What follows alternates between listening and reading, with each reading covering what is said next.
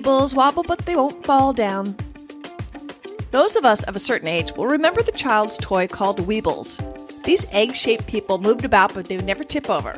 If you leaned them down, they'd bounce right back up, ready for their next adventure. Throw them across the room, they'd bounce back up. The Weebles from the 70s were the epitome of resilience. Want to learn how to build your resiliency so that you're better able to cope with life's stresses and obstacles? Then let's get started.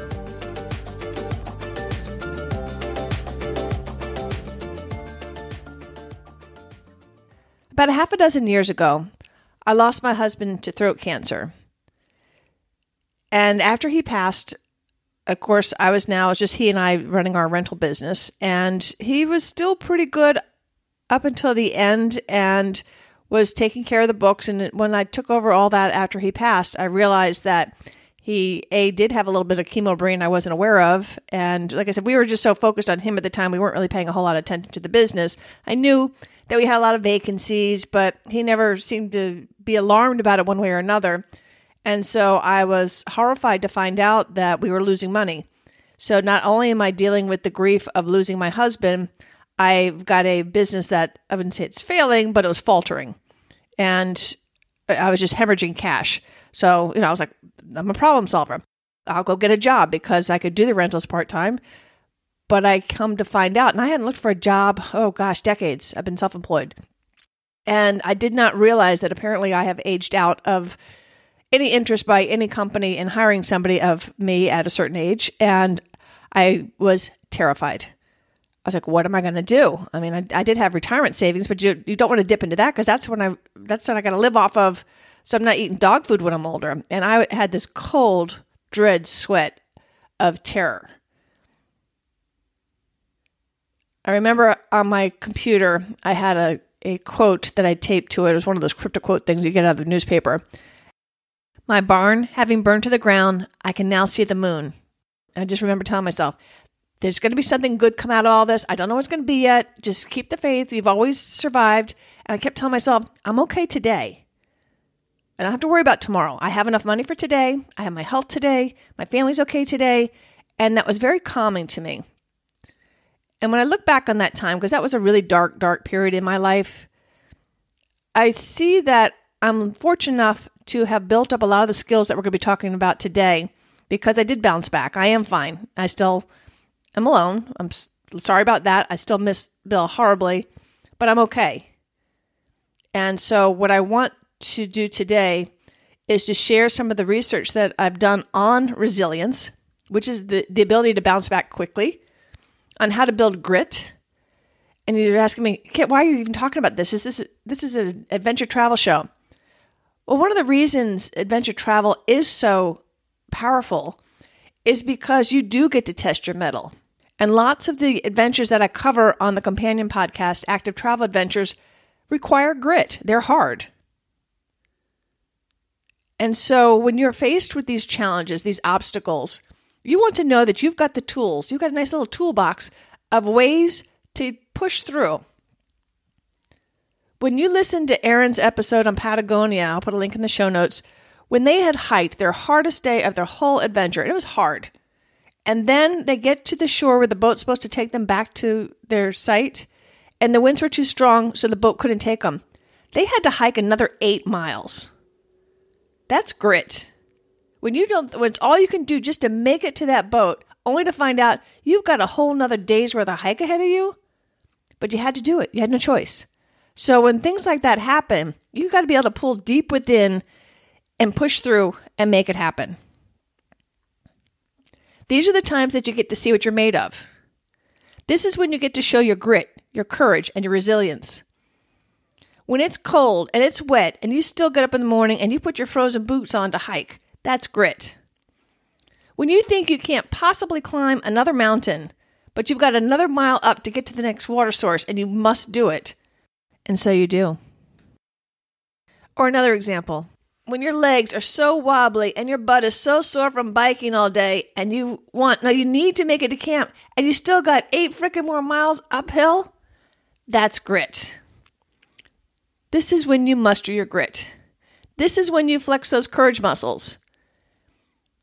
Resilience is what the 20% of the thru hikers of the Appalachian Trail show when they finally summit Katahdin. The other 80%, they don't make it. But the 20% that summit, they didn't quit. The successful thru hiker put on those frozen boots. They sloshed through rainy trails, solid rivers of trails for weeks on end. They ignored the siren call of trail towns taunting them, get off the trail. You can get a nice comfortable bed. You don't have to do this anymore. They showed true grit. Resilience is what makes an Olympic champion. When times get tough, they dig even deeper, they steel their minds, they know it's going to suck, but they do it anyway. But resilience isn't just for adventurers like you and me. Like I said, the reason I promote and encourage adventure travel is because I know you can lead a bigger life through your adventures. And adventures don't always go as planned. They're often hard. And it's these challenges that make you find your grit.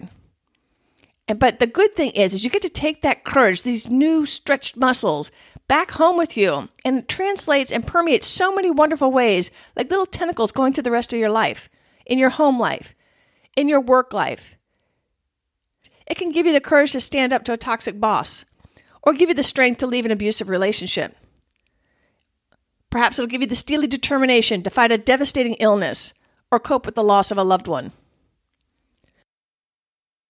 Resilience helps you to bounce back faster when faced with life struggles. Resilience is something we should all be working to develop more of so that we can excel in this thing called life. I consider myself resilient.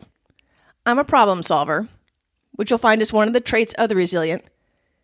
But I wasn't always that way. Resilience is a skill. It's something you can learn. And believe me, if I can do it, you can do it. And if you're already resilient, you can improve on those skills by using some of the things we reviewed today. You're sure to learn some new strategies. You're going to also learn ways to improve on the strategies you're already doing.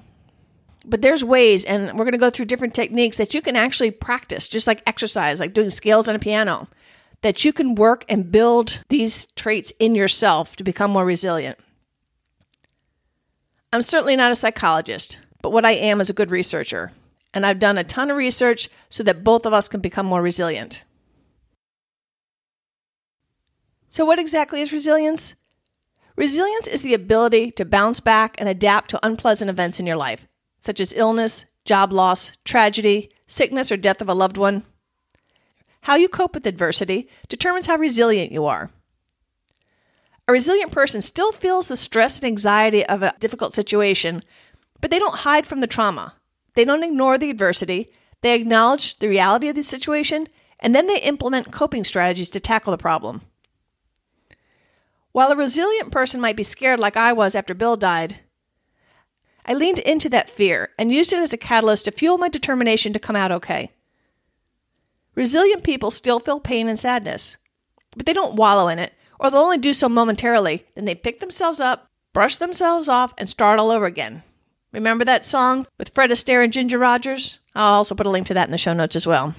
Pick yourself up, brush yourself off, start all over again. I don't know why I sing on this show because I am tone deaf, but anyhow, it was a cute little song. The guy who coached Mike Tyson and Jose Torres says, the hero and the coward both feel the same thing, but the hero uses his fear, projects it onto his opponent, while the coward runs. It's the same thing, fear, but it's what you do with it that matters. So I'm going to go through the traits of resilient people, and then we're going to go through the 20 strategies of how to build our resilience so that we have those traits. There are 11 traits of resilient people. Number 1, they look at problems and setbacks as a challenge to overcome, not as a reason to collapse and wallow in self-pity. Mistakes and failures are something to be learned from, and not something that they'll personalize to diminish their own self-worth.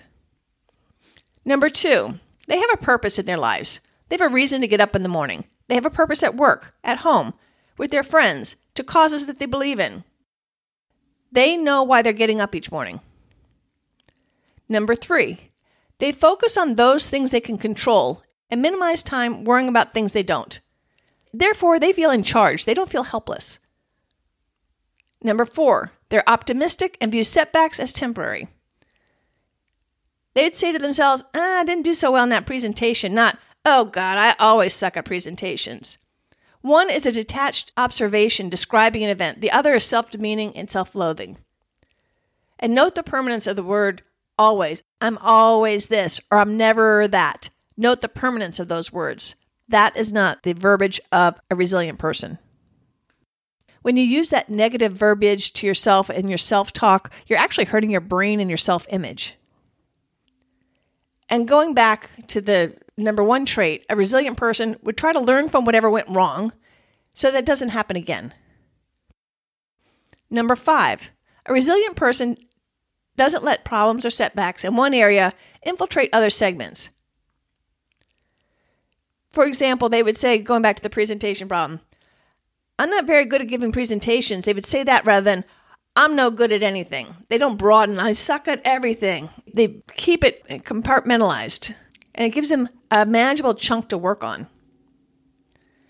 Number 6, resilient people don't knock themselves down when they fail. While they acknowledge what they could have done better, they're also going to attribute other causes and how the environment might have played a part. So instead of saying, I'm incapable of giving a decent presentation, they might say, I can do a better job of giving my next presentation if I have a little bit more time to prepare, and also if I go to Toastmasters to work on my presentation skills. Note that their self-talk is not negative and permanent. I always, I never. Instead, they give themselves almost a pep talk about how they're going to make things better. Resilient people avoid negative self-talk that is permanent, pervasive, or personalized. Number 7, resilient people do not consider themselves a victim. They feel in control of their life, and they use their energy to direct their life. Number 8, resilient people are tolerant of disagreement and ambiguity. Because of their self-confidence, they are able to work towards a solution without knowing every single fact before making a decision. They believe that they're going to be able to figure things out. Number 9, resilient people have thick skin and are persistent. They are not quitters. Number 10, resilient people are good at looking at the big picture. And finally, number 11, they're usually good at time management. So why is having resilience important? I love what Dean Becker, the CEO of Adaptive Learning Systems, which is a company that provides resilience training, says. More than education, more than experience, more than training, a person's level of resilience will determine who succeeds and who fails. That's true in the cancer ward, it's true in the Olympics, and it's true in the boardroom. Life is filled with obstacles and setbacks. Learning to bounce back after these sometimes life-changing events can't help but improve your mental well-being. People who lack resilience might ignore the problem altogether and put their head in the sand. Often, they're going to get angry, blame themselves unfairly, wallow in their misery, shut loved ones out. But if these people worked on building their resilience, they would recover much more quickly and cope with life better in general. And while some people may be born with more resilience than others, resilience is a skill that people can learn, and we're going to learn how to become more resilient today. Think about it. Take 2 kids. Both of them have awful parents or absent parents. They've got everything against them. One kid decides, I'm a victim, and wallows in the self-pity. The other kid steels himself up and says, no, I'm better than this. I'm going to fight my way through this. And he goes on to say, become a rocket scientist or something. Same environment, same lack of resources. What's the difference? Resilience. The kid that becomes the rocket scientist, he decides to use these skills, like the kinds we're talking about today, in order to make life better for himself. So yes, it's great to have these 11 traits to be resilient, but how do we get there? What do we do? So now we're going to go through 20 ways that you can build your grip bone, beef up those courage muscles, and improve your resilience. The more of these that you work on, the more resilient you'll become. A lot of the exercises ask you to write things down in a notebook, so it may not be a bad idea to have a special book just for this project. So let's go through the 20 coping strategies for tough times. Number 1, build strong personal connections. Build your network. Make a network of good friends and family that you can share not just your triumphs, but also your failings and troubles. This will not only help build your own empathy, but it'll give you a resource for when you need some social support. Talking about a problem may not eliminate it, but sharing your feelings in and of itself is helpful. Plus, you'll often get some support and feedback, and sometimes even potential solutions. Those with strong faith and or connections to organized religion often experience the benefit for having a strong connection between themselves and a higher power as well. So try to build a nice, strong, solid social network. Number 2, this is a hard one. Learn to stop ruminating. Ruminating is when you have that dead horse just going around, around, around, around your head. You are just beating that dead horse and you can't get it out of your head. It drives you crazy. So you're ruminating when you're reliving the event or rehashing the pain. Nothing is gained from your ruminations. You get no closer to solving your problem or healing. And I know that's easier said than done. So one effective technique is to do what's called expressive writing. And basically, you just spill your guts into a notebook for about 20 minutes on whatever the thing that's driving you crazy. Don't worry about your grammar or spelling. You're not trying to make a masterpiece. You're just trying to dump your brain. So you empty your brain onto your notebook. And studies show that this practice can make you healthier for 6 weeks and happier for 3 months than those that just wrote 20 minutes about some superficial topic. It works. Psychologists believe it's because writing your thoughts about your problem makes you feel more in control of it and gives you some kind of a structure to the problem. So don't knock this or any of the other techniques that we might be going through till you try it. You can always say, that doesn't work for me. Fine. But scientifically, this does work. All right, so number 2 is a brain dump into your notebook. Number 3, don't catastrophize the situation. Do you blow things out of proportion? Are you expecting only the most dire and horrible outcome? When your lover breaks up with you, are you saying to yourself, oh, no one's ever going to love me again? That's catastrophizing. Yes, you can acknowledge the worst thing that can happen, but don't obsess over it. I know somebody who catastrophizes everything. If ever she feels a pain, it's got to be cancer.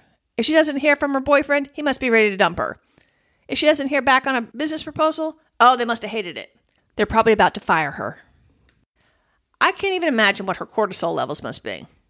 If you suffer from this, they say that keeping like a talisman on you, like a small pendant or a stone, that every time you're feeling like you're catastrophizing something, you rub the object, and while doing so, you remind yourself that a positive outcome is just as likely as a negative outcome.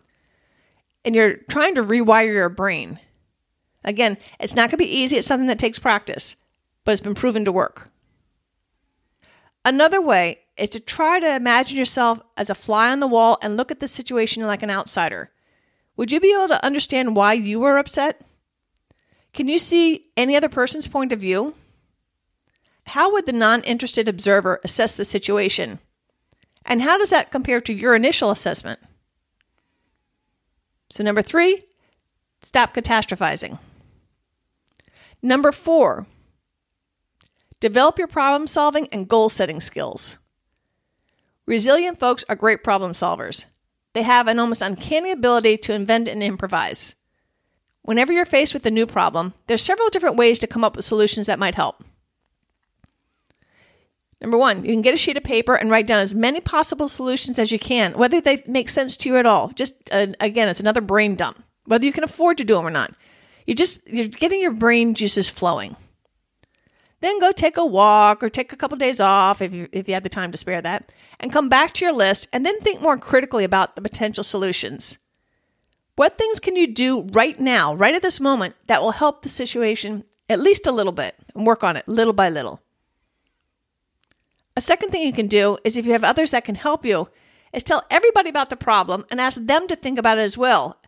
And then maybe put together a Google Doc. So as they think of possible solutions, they can add it to the Google Doc. That way, everybody's looking at everybody's ideas. Again, that gets the brain juices flowing. And then say, okay, on Friday, we're going to look at it all, and then we're going to come up with a solution. And it allows people to work and feed off of each other's ideas. And you might find a very innovative solution by doing so. Practicing your problem-solving skills are going to help you cope better whenever any kind of situation occurs. A third thing you can do is be proactive. Create a goal and work towards it a little bit every day, no matter how small. You're chunking it. You're taking a big project and breaking it down to smaller, more manageable components. And then re-engineer it backwards and get to the starting point. What's the smallest little thing you can do? And so you keep getting yourself little wins until you eventually get to the goal. And eventually you're going to get to that goal line.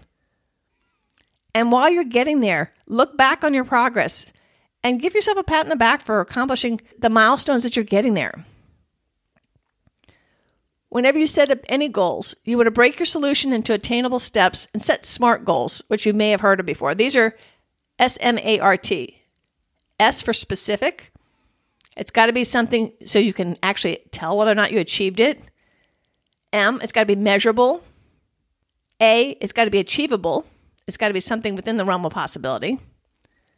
R, it's got to be realistic. And T is time-bound. You want to put a date on it. You want a deadline. Don't just let it flit out there. Oh, I'll get there eventually. No, give it a date. Give it a deadline. According to one psychologist, Dr. Michael Unger, sometimes your solution means you need to change not just you, but your world. Resilient people, he says, take advantage of all the resources in their environment in addition to changing their own behavior. For example, let's say you have a toxic boss at work. Nothing seems to be working to cure it. Maybe that's time to leave that world. All the self-talk and mindful habits are not going to change that situation. Dr. Unger says you shouldn't underestimate the power of external resources to help you sustain any change. He gives an example of some Japanese students after the tsunami. For the Japanese students post-tsunami, what they needed was some kind of a structure of going back to school and continuing their education. This gave them hope for the future and inspired their psychological well-being. Dr. Gruber says if you get the right resource that you need at the right time during your crisis, it can act as a catalyst that stimulates a whole cascade of other internal and external resources, and then he says magic happens. I think that developing your problem-solving skills is probably one of the more important ones because it works across the board, crisis or non-crisis. So next up on the list is number 5. Build up your confidence in your abilities. Remind yourself of times that you were resilient. This helps to build confidence in your ability to be resilient. Bring out that notebook, and anytime you think of one of your wins, jot it down in there. Then you can review your list anytime your courage fails to show you've been there, you've done this before, you can do this. And remind yourself when you're looking back over your list, how much did all that worry you did help you? None, right? And looking back, does that situation even seem as dire as it did then? Oftentimes not. You might want to write in your notebook some self-affirming attributes like, I am a great mother, or I did a great job on the XYZ presentation, etc. You want to build your confidence in your abilities to slay those dragons, visualize success, piggyback on the resilience of others as well. When you see someone overcoming an obstacle, it can give you the confidence and a little boost that you're capable just as well.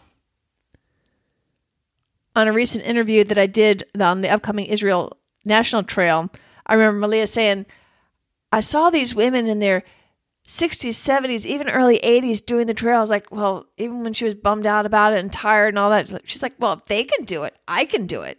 And so allow yourself to feed off the other people's successes and use that to build your own confidence. Number 6, I love this one. Become the hero of your own story.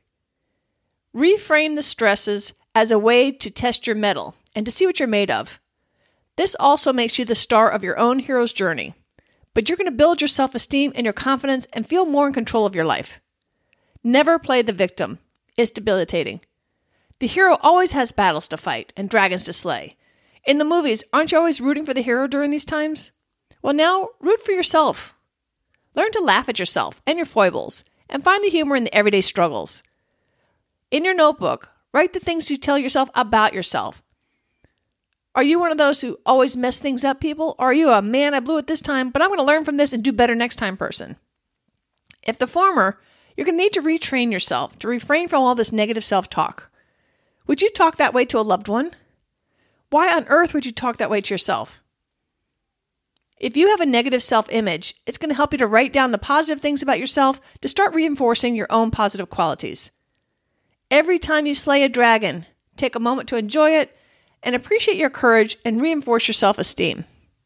And be sure to put it in your notebook. Number 7, accept failure and that life always throws us curveballs. We all fail. Failure is not a disease or a threat. Failure is simply a fact of life. If you haven't failed, you're not trying very hard. Do you worry too much about what other people think of you? And are you ashamed of any of your failures? Forget about it. Edison said that he must have failed over 1,000 times before he invented the light bulb. But he looked at it as like, oh, this is another way that doesn't work. I'll have to try something else. It's the reframing. You got to do mental mind shifts here. Resilient people are going to acknowledge their failure, study it, try to learn from it. They don't want to repeat the same mistake. And they try to get some ideas of, okay, that didn't work. Let's try this instead. The difference between resilient people and a sensitive, vulnerable, non-resilient person is they don't give up. Parents should also be encouraging their children to become resilient. Did you know that 77% of all kids quit their athletic career, quote unquote, by the time they're 12? So while you may be watching some really skilled high school and college football players this week, it's possible that the most skilled athlete in the group is sitting in the stands because he or she quit. They weren't resilient enough to tackle the failures and the obstacles that come with becoming a real athlete. So number 7, you want to be embracing that failure, not embrace it, but accept it at least. And just be aware, life it's got curveballs. That's life. We're not going to be able to avoid it. We've got to learn how to deal with it. And I keep talking about doing mental mind shifts. So that's what number 8 is. We're going to do a mental mind shift. They also call it cognitive restructuring. Abraham Lincoln said that people are about as happy as they make up their minds to be. And there's a lot of truth to that. You are the person in charge of what emotion you assign to any given occurrence. You give it the power. You are in charge of what response you're going to give anything. Are you going to choose panic or self-pity?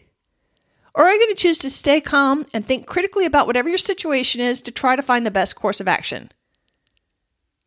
You can work to change the slant that you mentally describe any kind of upsetting event. Do you want to look at it as yet another reason to be miserable? Or do you want to reframe this catastrophe as an opportunity for you to grow and shine? When my husband was diagnosed, I remember thinking, oh boy, my husband Bill was terrible with even a bug bite. Did you see my bug bite? I'd hear it all day long. And when he got diagnosed with cancer, I was like, oh my God, how on earth is he going to handle cancer if he can't even handle a bug bite? Well, it turns out Bill decided he was going to be a light. He could have moaned and cried, oh, woe is me. But instead he chose, and note the word chose, Bill chose that he was going to be a positive role model to show his friends and family what dying with grace looks like. I could see the strength he got from that, the determination. That gave him a purpose. It was a remarkable thing to witness.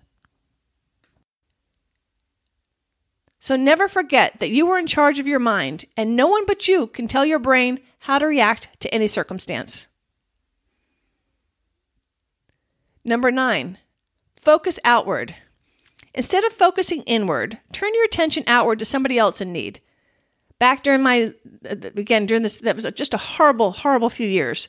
I was having a little pity party. I decided to go back to school. I learned that teaching English as a second language, you couldn't age out of because there's just such a demand for the teachers.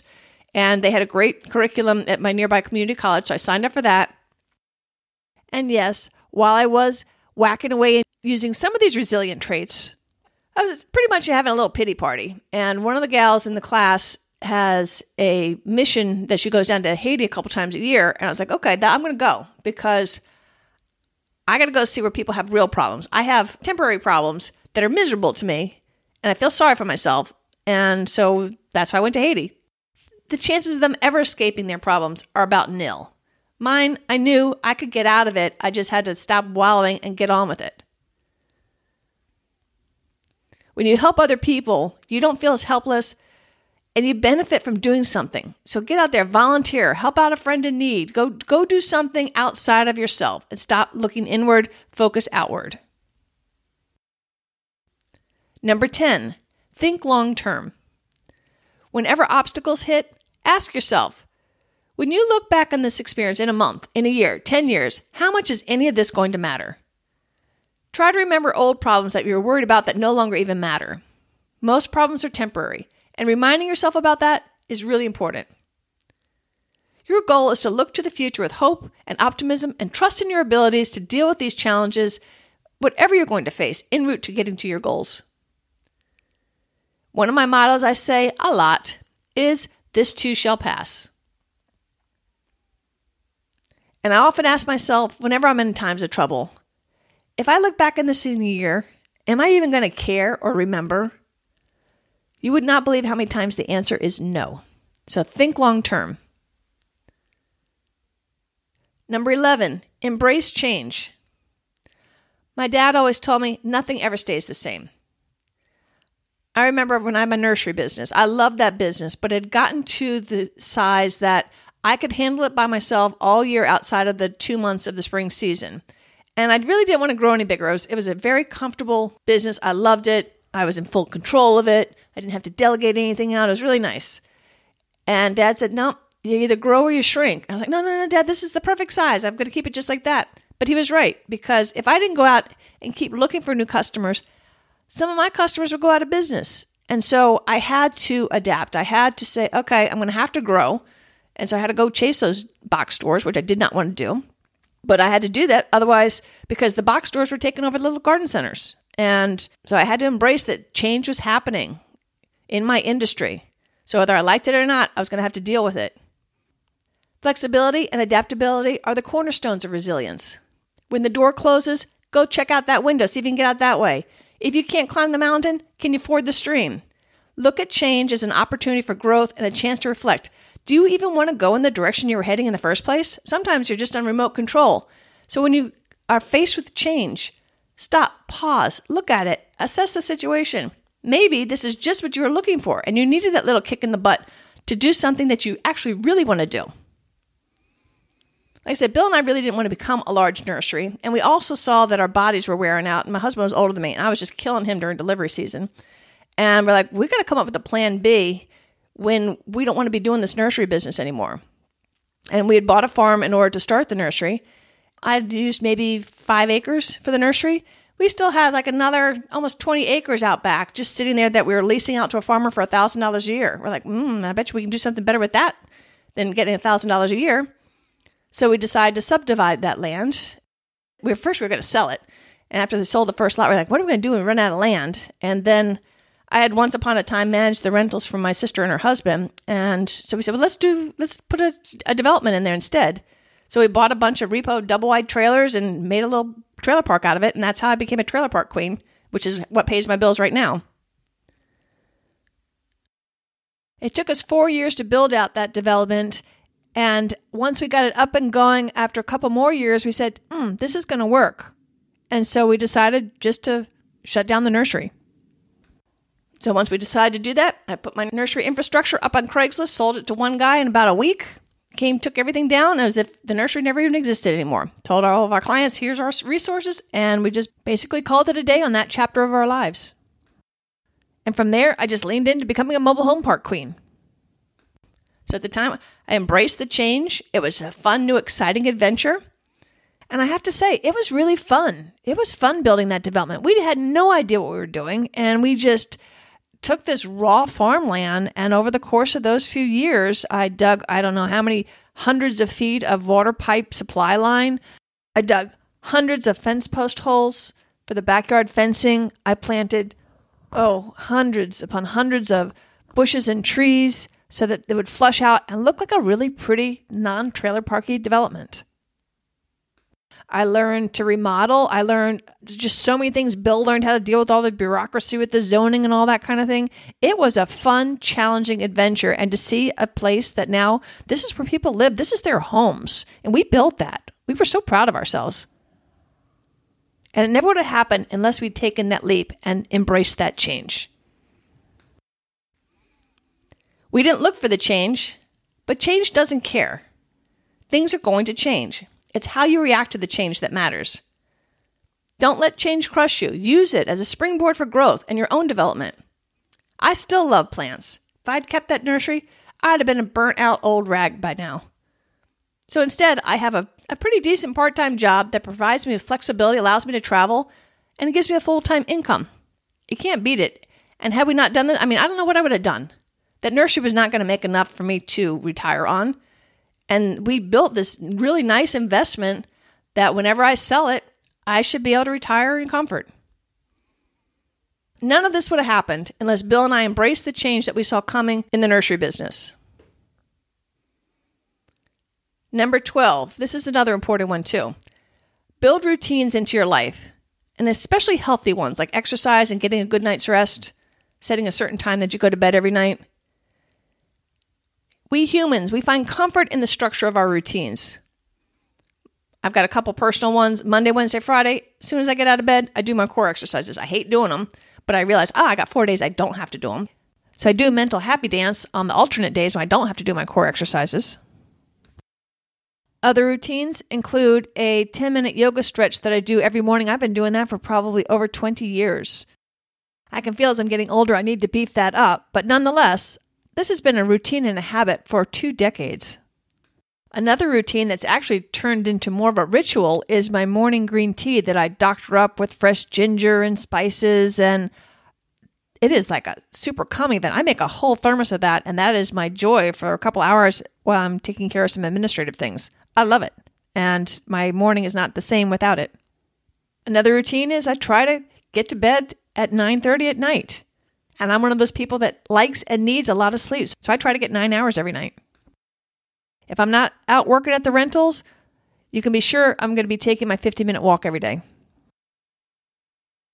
These routines are so much a part of my life, I don't even think about them. They're just automatic. They just get done. Having these solid routines in my life means that whenever I am facing a struggle, my healthy habits don't go out the window. So try to build some nice, solid routines that are your anchors of your life, and these will help you in times of stress because that's when you need to be doing them the most. But that's also the time when most people let good things like this fly out the window, right when we need them the most. A little different tack, number 13, is take a break. If you find yourself just worrying incessantly and you've got to distract yourself. You got to distance yourself some way from the thing or things that are causing you stress. Whether it's something terrible in the news that's bothering you, something at work, something at home. Take a break from whatever it is by take a walk. Get out in the sunshine. Maybe catch a matinee. Do something to take your mind off of it, at least for a little bit. Number 14. I like this one as well, too. Look for the silver linings. Can you see any positive outlook from your current catastrophe? And it may be the only thing that's good that came out of it is that you learned something. Don't underestimate the power of post-traumatic growth. While I would give anything to have my Bill back, he did not like me solo traveling, and I have very few friends that are able to take off and travel the way I can. Now, I can do whatever I want, and I found I love solo travel. Bill would be a nervous wreck. I'd rather have Bill, but being able to do what I want to do, because traveling and seeing the world while my body can still do it is a high priority for me. As a widow now, I can do that. So that is a hard but real silver lining. Even though I still would much rather have Bill back, that is a positive thing that came from the tragedy. So when you find yourself in a mess, is there some good thing that can come out of it? Life is still going to go on after a loved one's death, after divorce, after illness, after bankruptcy, after job loss. The world is still going to turn, and it's going to turn with you. You might just be a little bit more tilted. And there's so much truth to the saying that says, what doesn't kill you makes you stronger. If you can't see the silver linings of your problem, you got to beef up your skill at finding them by looking for the silver linings of other people's problems. You can do so looking on the movie screen. What are the silver linings of their problems? What advice would you give them? In your notebook, write down about some obstacles you faced. Were there any positive things that came from them? There's a finding silver linings exercise that might help.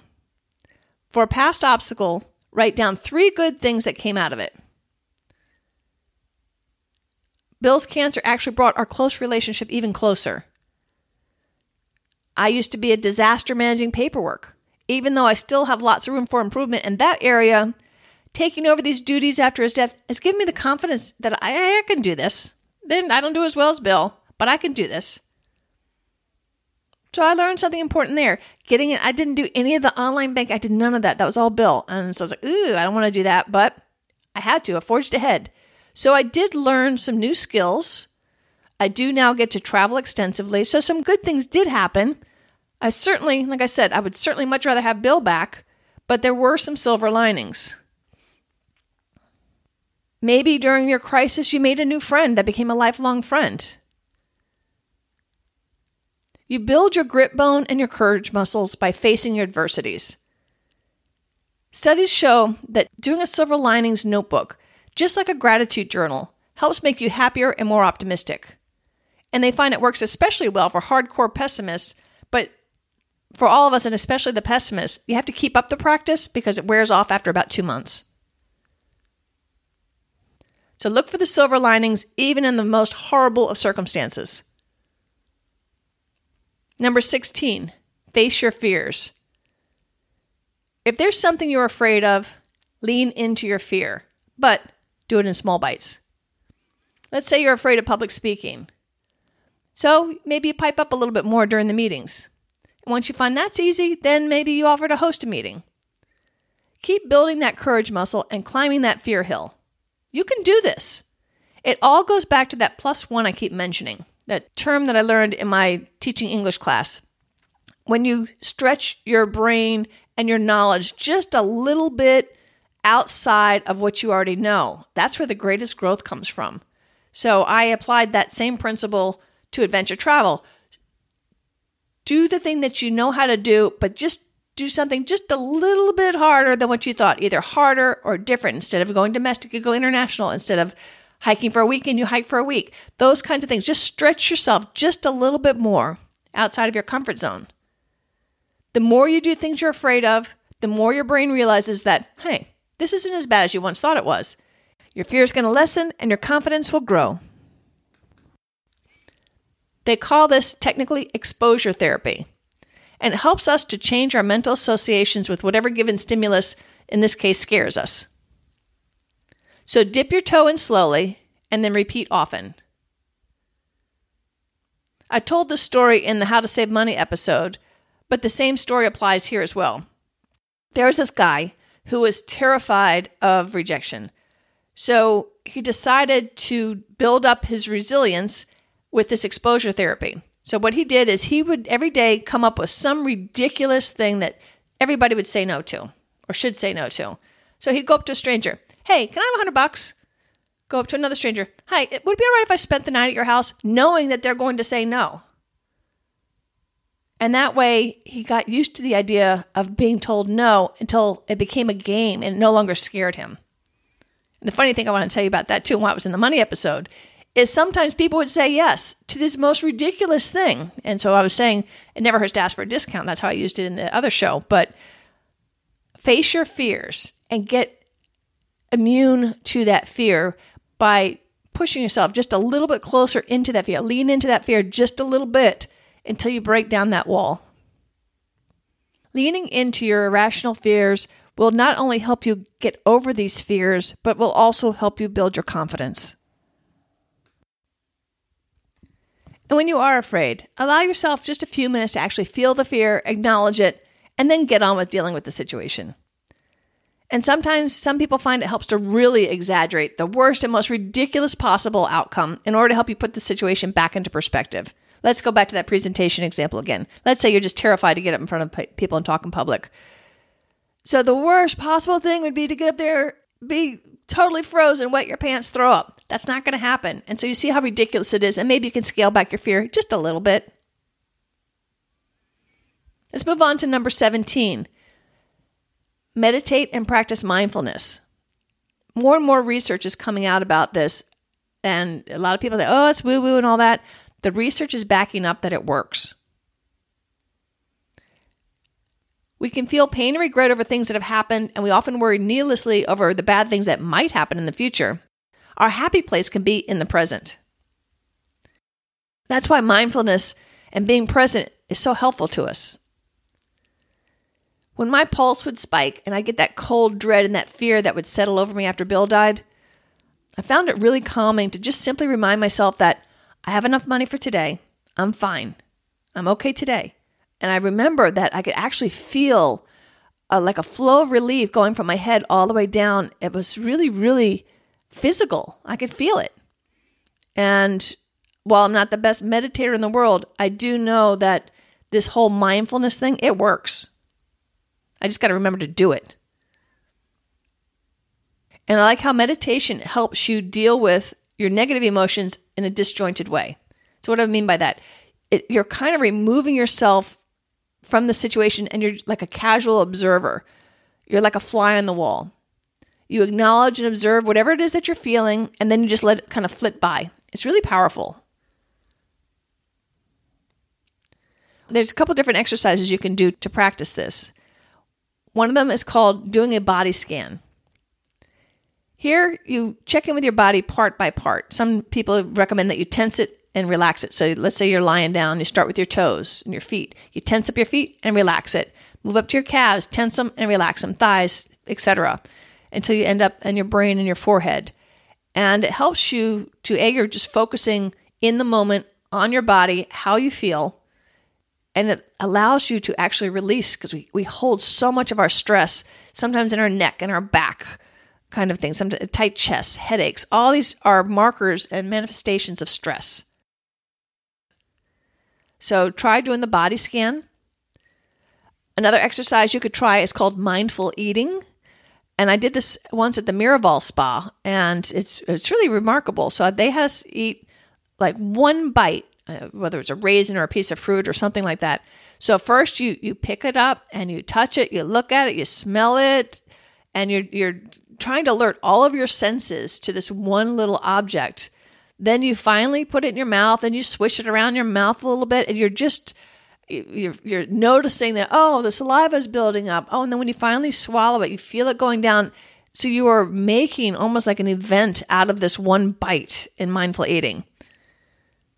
I know it sounds really weird, but people have found those that do this can seriously change their food habits, and it can be very helpful in correcting junk food habits and such like that. So mindfulness and meditation have been found to really help us become more aware of our bodies and ourselves, and it helps us do a better job of correcting bad habits. So even if you're thinking, oh, too woo-woo for me, Kit, just try it and just see how it works for you. Try all these and see how they work for you. Give it a shot. Another exercise people like to do is called mindful breathing. This is when you're focusing on and studying your breath.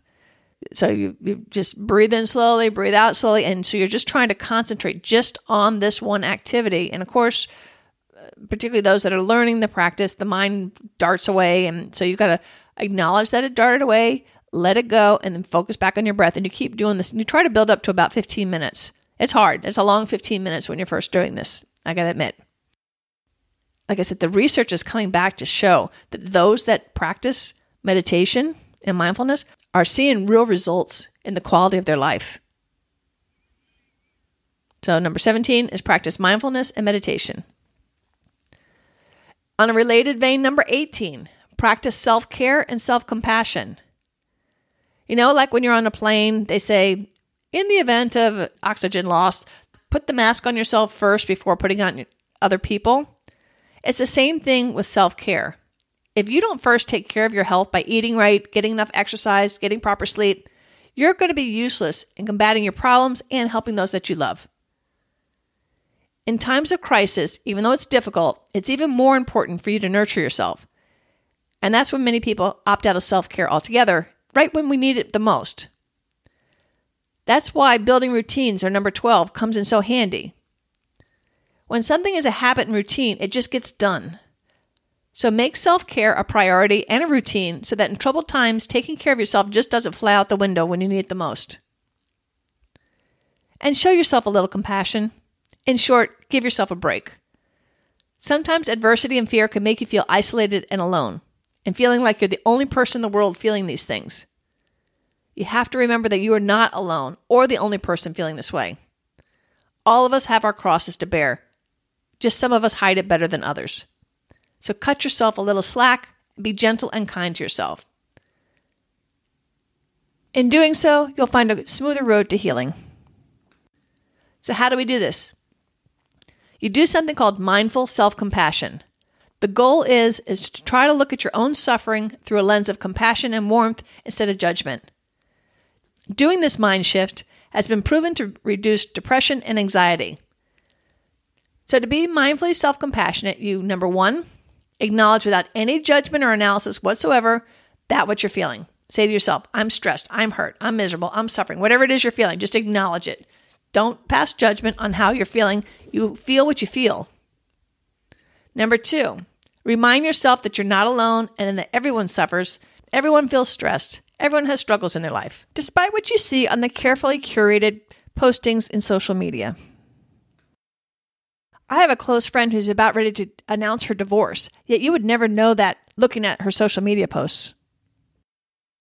So you've acknowledged your feelings, you acknowledge that you're not alone, and then the third thing you do is to, and I know this sounds a little woo-woo, but this is what they recommend.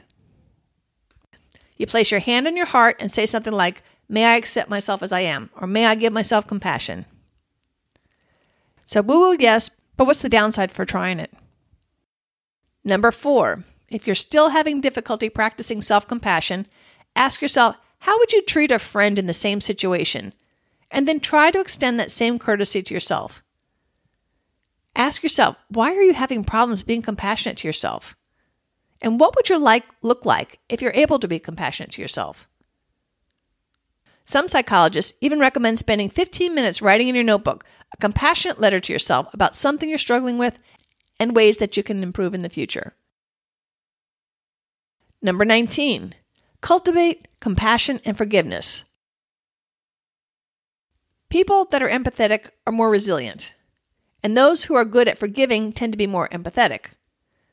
Studies show that those who work at cultivating compassion and forgiveness are happier and feel more in control of their lives than those that dwell on slights or repress them.